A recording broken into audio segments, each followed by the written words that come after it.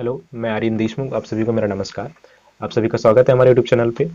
आज हम बात करेंगे जीडीपी के बारे में, जो किसी भी देश की आर्थिक हालत का रिपोर्ट कार्ड होता है। अगर हम पिछले तिमाही से देखें, जो अप्रैल से जून तक थी, उस तिमाही में हमारे देश की जो जीडीपी थी वो -23.9% थी। फिर उसमें हल्की सी ग्रोथ हुई, और जो आपकी जुलाई से सितंबर तक जो जीडीपी थी वो -7.5% हो गई। हालांकि इसमें थोड़ी ग्रोथ हुई, बट अभी भी माइनस का साइन लगा हुआ है। एंड अगर हम बात करें कि जो आपकी जीडीपी है, इसमें जो हल्की सी जो ग्रोथ हुई है वो अच्छी है या बुरी है। अगर हम अगर इसके अच्छे पक्ष में देखें तो ये है कि क्योंकि कुछ एनालिस्ट और जो एजेंसियां होती है वो ये मान रही थी कि हमारे देश की जीडीपी 8% से 12% के बीच होगी, जो हमारी उससे ठीक हुआ, अर्थात 7.5% रही। तो इसमें थोड़ी पॉजिटिव ग्रोथ है। बट इसमें बुरा ये देखिए कि अभी भी इसमें साइन माइनस का लगा, मतलब कि जो देश की जो जीडीपी है अभी भी नेगेटिव ग्रोथ में है। तो ये सब आखिर जीडीपी होती क्या है, इसका जो घटने बढ़ने का असर हम पे कैसे होता है, और इसके लिए जिम्मेदार कौन है, इन सभी को आज हम डिस्कस करने वाले हैं। तो सबसे पहले देखिए कि आखिर जीडीपी होती क्या है। सबसे पहले हम जानते हैं कि जीडीपी आखिर होती क्या है। हम सब पढ़े लिखे हम जान और हम स्कूल गए हुए, कॉलेज गए हुए हैं।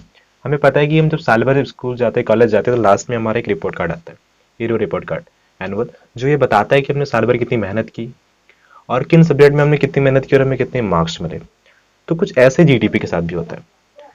अगर जीडीपी जो आपकी हर 3 माह में निकाली जाती है, उन 3 माह में हमें ये बताता है कि हमारे देश में कितना सामान बना, कितना सामान बिका, हर चीज़ों का हिसाब किताब होता है जीडीपी। ठीक है। तो जीडीपी क्या है, हर 3 माह में हमने जो भी हमारे देश में सामान बिका और सामान बना और कितना उन सामानों के बारे में एक्सपोर्ट हुआ, इंपोर्ट हुआ, ये सब का हिसाब किताब होता है जीडीपी। ठीक है। मतलब एक प्रकार से देश की आर्थिक हालत, क्योंकि सामान कितना बन रहा है, बिक रहा है, ये सब एक प्रकार से हम कह सकते हैं देश की आर्थिक हालत ही है, जिसका रिपोर्ट कार्ड है जीडीपी। मतलब जितनी जितनी मार्क्स ज्यादा उतनी ग्रोथ। जीडीपी में जितनी भी ग्रोथ होगी, हम अर्थात जितने मार्क्स ज्यादा होंगे तो देश उतना तरक्की कर रहा होगा। जीडीपी में जितने मार्क्स ग्रोथ जितनी कम, जी देश तरक्की उतना कम। अगर हम बात करें कि जीडीपी में जो पॉजिटिव ग्रोथ है, तो पॉजिटिव ग्रोथ का मतलब सिर्फ ये है कि देश तरक्की कर रहा है, और जीडीपी में नेगेटिव ग्रोथ का मतलब ये है कि देश को जितनी तरक्की करनी चाहिए वो उतनी देश तरक्की नहीं कर पा रहा है। अब हम बात करते हैं कि जीडीपी में जो अभी गिरावट क्यों आई। ठीक है। जो अभी जीडीपी में गिरावट आई है, जो 23.9% माइनस में चले गई, आखिर ऐसा क्यों हुआ। तो हम बात करें कि जीडीपी का जो गिरने का सबसे बड़ा कारण क्या है, कोरोना वायरस। तो कोरोना वायरस क्योंकि कारण लॉकडाउन लगा हुआ था।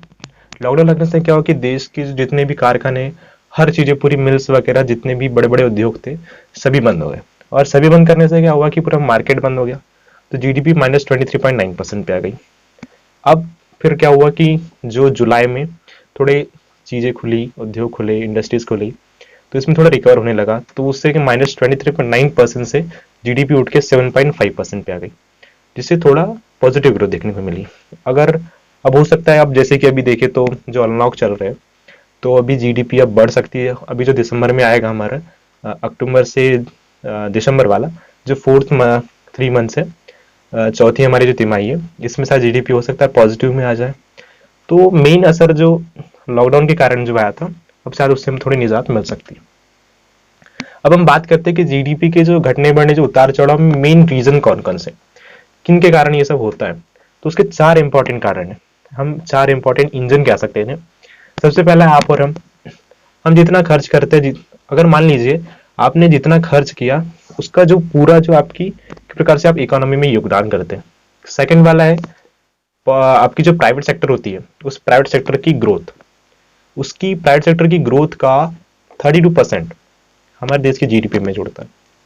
फोर्थ वाला हम बात करें सरकारी खर्च, जितनी भी सरकार गुड्स और सर्विसेज प्रोड्यूस करने में जो खर्च करती है, उसका 11% हमारी जीडीपी में जुड़ता है। और फोर्थ है नोट डिमांड। नोट डिमांड ये होता है कि जो हमारा देश का जो टोटल एक्सपोर्ट होता है, उसको हमारे देश के इंपोर्ट से घटाया जाता है। आप सभी को पता होगा कि हमारे देश का जो इंपोर्ट है वो टोटल एक्सपोर्ट से ज्यादा है, तो इसका असर नेगेटिव हमारी जीडीपी पे पड़ता है। अगर हम बात करें कि जीडीपी गिरी लेकिन इसका असर हम पे क्यों नहीं दिखा। अक्सर आप लोगों ने कहते सुनते मिला हो, यार बढ़ने दो जीडीपी, घटने दो, क्या असर पड़ रहा है हम पे। लेकिन उनको अंदाजा भी नहीं लग सकता कि जीडीपी गिरी और उसका असर भी उन पे पड़ा और उनको पता भी नहीं चला। सबसे पहले अगर हम देखें कि एक बात को समझे कि इसका असर हम पे कैसे पड़ता है, और अंदाजा भी हमें नहीं लगता कि इसका असर पड़ा भी और अंदाजा भी नहीं लगा। ये जो जीडीपी के आंकड़े ये हमारे ही हालात बयां करते हैं। आपने जितना खर्च किया, मान लीजिए जैसे कि लॉकडाउन लगा था, आपने खर्च कम किया, बचत ज्यादा की, प्रोडक्शन भी कम हुआ। आपने खर्च कम किया, बचत ज्यादा की, प्रोडक्शन कम हुआ। प्रोडक्शन कम हुआ तो जीडीपी कम हो गई। प्रोडक्शन कम, जीडीपी कम। अभी हमने देख लिया अपनी दूसरी तिमाही में अप्रैल से जून के बीच जो 23.9% पे आ गई। तो क्या होता है कि जीडीपी का एक असर हमारी कमाई पर भी पड़ता है। अब हम समझते हैं कि जीडीपी का असर आप पे कैसे पड़ेगा। जीडीपी का असर आप पे कैसे पड़ेगा?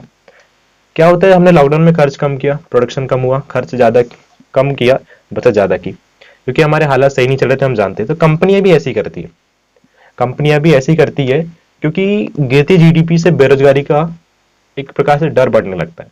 तो क्या होती है, जो कंपनियां होती है वो प्रोडक्शन कम कर देती है, और जब प्रोडक्शन कम करती है तो कम लोगों की जरूरत पड़ती है, अर्थात रोजगार कम हो जाते हैं, बेरोजगारी बढ़ने लगती है और नौकरियां छंटने लगती है। अब हम बात करें तो क्या देश में बेरोजगारी आने वाली है?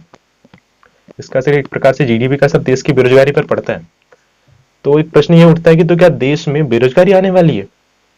इसके बारे में कुछ कह नहीं सकते, लेकिन गिरती जीडीपी का जो असर है वो बेरोजगारी पर जरूर पड़ता है। अभी हाल में एक निजी सेंटर है जो centre for Indian monitoring Indian economy करके, CMIE करके, उन्होंने अक्टूबर का एक बेरोजगारी डाटा जारी किया था। खैर गवर्नमेंट ज्यादा इसका डाटा जारी नहीं करती है, लेकिन वर्तमान में CMIE करके एक कंपनी एजेंसी है जिसने इस बारे में जानकारी दी थी हमें, बेरोजगारी के बारे में। तो उसके अकॉर्डिंग हमारे देश में जो बेरोजगारी जो थी अक्टूबर में, वो 6.98% थी, और इस जो उसके बाद जो सितंबर आया, उस सितंबर में 6.67% हो गई। अब देख सकते हैं कि जो बेरोजगारी है वो सितंबर में और अब अक्टूबर में उससे ज्यादा हो गई। तो इस बात को हमें थोड़ा सीरियस लेना पड़ेगा कि अगर जीडीपी गिरती है तो उसका असर रोजगार पे जरूर पड़ता है, क्योंकि नौकरियां कम होने लगती है, कंपनियां प्रोडक्शन कम होने के कारण नौकरियां भी कम होने लगती है। तो सरकार क्या कर रही है? गिरती अर्थव्यवस्था को ऊपर उठाने के लिए सरकार ने मई में, आई थिंक 12 मई को, 29.87 लाख, अभी तक तो 29.87 लाख का पैकेज दे चुकी है, लेकिन 12 मई को 20 लाख करोड़ का पैकेज उन्होंने जारी किया था।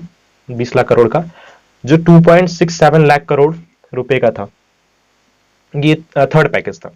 फर्स्ट पैकेज आपको पता होगा 20 लाख करोड़ का, जो मई में किया गया था। फिर अभी तक टोटल 29.87 लाख करोड़ गवर्नमेंट दे चुकी है।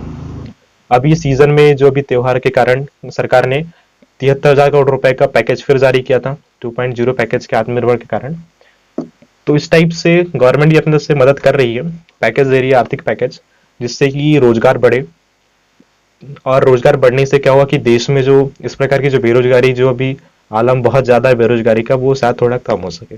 सरकार भी अपनी पूरी मदद कर रही है, और हमें भी रोजगार लेने से ज्यादा रोजगार रोजगार देने पर ज्यादा भरोसा करना चाहिए। रोजगारों का सृजन करें, क्योंकि देश में जीडीपी अभी बहुत कम है और कोई अभी जानकारी इस बारे में ज्यादा नहीं है कि जीडीपी कब बढ़ेगी। और जैसे कि पिछले जब लॉकडाउन के पहले हमारे देश की जीडीपी समथिंग 6 से 7% के आसपास रहती थी, और अभी माइनस में रह रही है। तो आप समझ सकते हैं इस बात को। खैर, आप सभी को अच्छा लगा होगा वीडियो। मेरी उम्मीद है आप सभी से कि जीडीपी के कारण जो ये सब देश में जो इस टाइप से हो रहा है, इस बारे में आप थोड़ा विचार विमर्श करें और रोजगार पे और ध्यान दें। सो आप सभी को कैसा लगा वीडियो? अगर अच्छा लगा तो प्लीज़ लाइक करें, और आप सभी को मेरा पुनः नमस्कार। धन्यवाद।